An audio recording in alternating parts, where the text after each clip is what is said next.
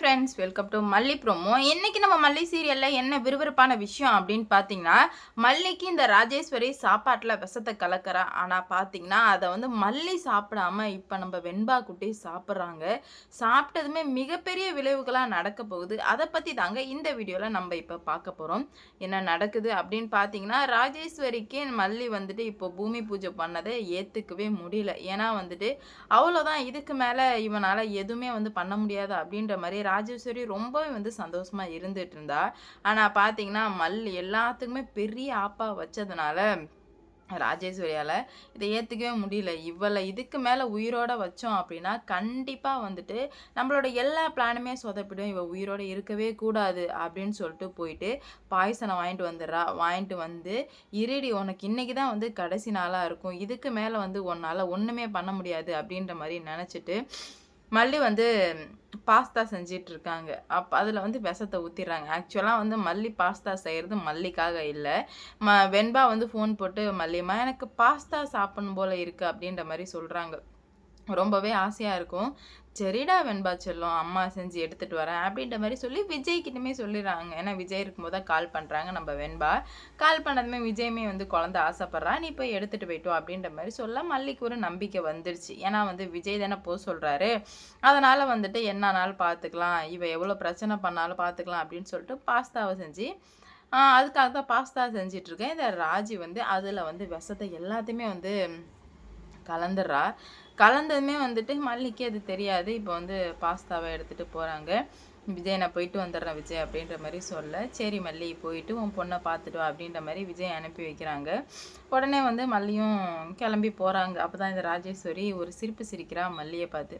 "எதுக்கு ராஜி சிரிக்கிற?" அப்படின்ற மாரி கேட்க, "போக போக தெரியும் நான் எதுக்காக சிரிச்சேன் என்ன அப்படின்னு சொல்லிட்டு, போக போக தெரியும்" அப்படின்ற மாரி சொல்ல, "ஏதோ தப்பா இருக்கே" அப்படின்ற மாரி சொல்ல, "ச்சே இதுக்கு மேல தான் எல்லாமே கரெக்ட்டா நடக்க போகுது. அதனால தப்பா இருக்கு அப்படின்ற மாரிலாம் நீ தப்பு கணக்கு போடவே போடாத. எல்லாம் பெர்ஃபெக்ட்டா நடந்துட்டுருக்கு. போயிட்டு வா" அப்படின்ற மாரி சொல்லவுமே, ஏதோ டவுட் இருக்கு நம்ப மல்லிக்கு. ஏதோ ரொம்ப தப்பா இருக்கு அப்படின்ற மாரி ரொம்பவே டவுட் வர ஆரம்பிச்சிருச்சு. அப்பதான் மல்லிக்கு ஒரு விஷயம் புரிய வருது. இவ என்ன பண்ணியிருப்பா? ஏதோ பண்ணியிருப்பாளோ அப்படின்னு திரு திருன்னு முழிக்கிறாங்க. ஆனா சரி நம்ம வெண்பாவ பார்க்குற சந்தோஷத்துல பார்த்துக்கலான்னு சொல்லிட்டு இப்ப கிளம்பி போறாங்க. போயிட்டு 3 மணி ஆகுது. வெண்பா வந்ததுமே பாஸ்தா சாப்பிட வைக்கிறாங்க. வெண்பாவும் டிஃபன் பாக்ஸ ஓப்பன் பண்ணி வாயில எடுத்து வைக்கலாம் அப்படின்ற மாரி போறாங்க. "மல்லிம்மா நீங்க வருவீங்கன்னு நான் நெனச்சு கூட பார்க்கல. ஏன்னா நேத்து ரேணுகாம்மா அப்படி பேசிட்டாங்கல்ல. அதனால நீங்க இதுக்கு மேல என்ன பார்க்கவே வரமாட்டீங்கன்னு நெனச்சேன்" அப்படின்ற மாரி சொல்ல, "எப்புட்றா வெண்பா உன்ன பார்க்க வராம நான் இருப்பேன்? உன்ன பார்க்காம அம்மாவால இருக்க முடியுமா?" அப்படின்னு சொல்லிட்டு அத சாப்பிடலான்னு வாயில எடுத்து வைக்க போற டைம்ல, சுடர் பண்ணதிலே உருப்படியான காரியம்னா அது இது மட்டும் தாங்க. ஏன்னா எடுத்து வைக்க போற நேரத்துல வாயில எடுத்து வைக்கலான்னு போற நேரத்துல தட்டி விட்டா சுடர். நல்ல வேளை சுடருக்கு கோடி கும்பிடு போலாம். ஏன்னா ஒரு சின்ன புள்ள உயிர் போக்கூடாதுல்ல. அதனாலே இவ தட்டி விடவும் மல்லிக்கு ரொம்பவே கோவம் வந்துடுது. "ச்சீ! ஒரு குழந்தை சாப்பிடுது. அத கூட உன்னால விட்டு வைக்க கூடாதா? முடியாதா?" அப்படின்ற மாரி சொல்ல, "முடியாதுடி. கண்டிப்பா முடியாதுடி. அது என் குழந்தை. அது உன் குழந்தையா?" அப்படின்ற மாரி இவ பயங்கரமா சண்டை போட்டுட்டு இருக்கா. "என்ன சுடர் நீ இவ்வளோ கேவலமா நடந்துக்கிற?" அப்படின்ற மாரி சொல்ல, "நான் ஒண்ணும் கேவலமா நடந்துக்கல. நான் கரெக்ட்டா நடந்திருக்கேன். நான் எப்படி நடந்துக்கணுமோ அப்படிதான் நடந்துட்டு இருக்கேன். நீ தான் எப்படி நடக்கணுமோ அப்படி நடந்துக்காம எல்லாமே பண்ணிட்டு இருக்க. அதனால ஒழுங்கா இருக்க வழிய பாரு" அப்படின்ற மாரி சொல்லி முடிக்கிறாங்க. என்ன பண்றது? ஏது பண்றதுன்னே தெரியாம நம்ம மல்லி இதுக்கு மேல உன்னை விட்டு வைக்கவே மாட்டேன். விட்டு வச்சதுக்கு உன்னால என்ன பண்ண முடியுமோ அது எல்லாத்தையும் பண்ணிட்ட. அதனால இதுக்கு மேல பாரு அப்படின்ற மாரி சொல்றாங்க. என்ன நடக்க போகுது? ஏது நடக்க போகுது? அப்படின்னு சொல்லிட்டு வெயிட் பண்ணி பார்க்கலாம். கூடிய சீக்கிரத்துல எல்லாத்துக்குமே ஒரு முடிவு கிடைக்க போகுதுங்க. அது என்ன முடிவு? எப்படிப்பட்ட முடிவு? அப்படின்னு சொல்லிட்டு பார்ப்போம். ஏன்னா நம்ம மல்லி சாப்பாடு தூக்கி போட்டுறவும் உடனே நம்ம மல்லி என்ன பண்ணுறாங்க, அறிவில்லைன்னு திட்டிட்டு போயிட்டாங்க. குழந்தைய கூட்டிட்டு போயிடுறாங்க. அப்போ தான் அங்கே இருந்த நாய்ங்க அதை சாப்பிடுது. அந்த மக்ரோனியத்தை. அதை அந்த பாஸ்தாவை சாப்பிட வரும்போது திடீர்னு நாய்க்கு வாயில் ரத்தம் கீழே விழுந்துருது. என்னடா இது ரத்தம் வந்து விழுந்துருதே அப்படின்னு சொல்லிட்டு செம ஷாக். அவங்களுக்கு ஒன்றுமே புரியல. என்ன பண்ணுறது ஏது பண்ணுறதுன்னு சொல்லிட்டு சுத்தமாக புரியாமல் திகச்சு போய் நின்றுட்டுருக்காங்க. என்ன இது அப்படின்னு சொல்லிட்டு அப்போ ராஜு தான் வந்து சாப்பாட்டில் ஏதோ கலந்துட்டா.